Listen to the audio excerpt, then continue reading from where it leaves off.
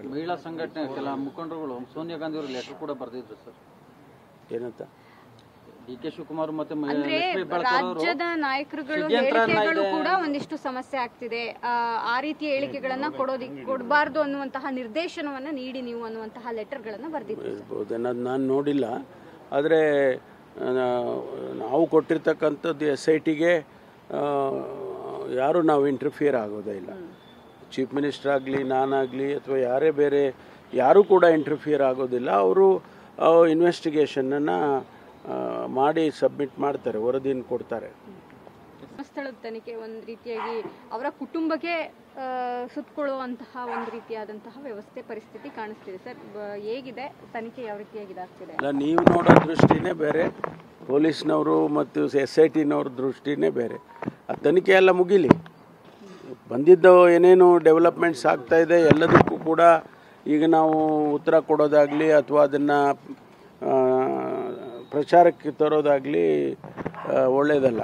ತನಿಖೆ ಸಂಪೂರ್ಣ ಆದಮೇಲೆ ನಮಗೆ ಗೊತ್ತಾಗುತ್ತೆ. ನಿತ್ಯವೂ ಕೂಡ ಯೂಟ್ಯೂಬರ್ಸ್ಗಳನ್ನು ವಿಚಾರಣೆ ನಡೀತಿದೆ ಸರ್, ಅಲ್ಲಿಂದನೇ ಶುರುವಾಯಿತು ಅನ್ನುವಂತಹದ್ದು ಸ್ಪಷ್ಟ ಆಗ್ತದೆ. ನಾವು ಯಾವುದೂ ಹೇಳಕ್ಕೆ ಬರೋದಿಲ್ಲ.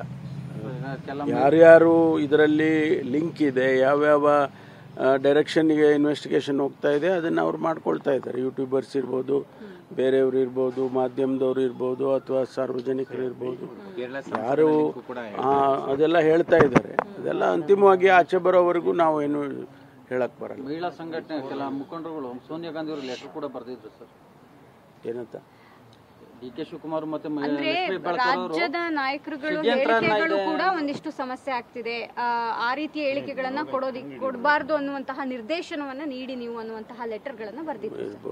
ನಾನು ನೋಡಿಲ್ಲ, ಆದರೆ ನಾವು ಕೊಟ್ಟಿರ್ತಕ್ಕಂಥದ್ದು SITಗೆ ಯಾರು ನಾವು ಇಂಟರ್ಫಿಯರ್ ಆಗೋದೇ ಇಲ್ಲ. ಚೀಫ್ ಮಿನಿಸ್ಟರ್ ಆಗಲಿ, ನಾನಾಗಲಿ ಅಥವಾ ಯಾರೇ ಬೇರೆ ಯಾರೂ ಕೂಡ ಇಂಟರ್ಫಿಯರ್ ಆಗೋದಿಲ್ಲ. ಅವರು ಇನ್ವೆಸ್ಟಿಗೇಷನನ್ನು ಮಾಡಿ ಸಬ್ಮಿಟ್ ಮಾಡ್ತಾರೆ, ವರದಿಯನ್ನು ಕೊಡ್ತಾರೆ.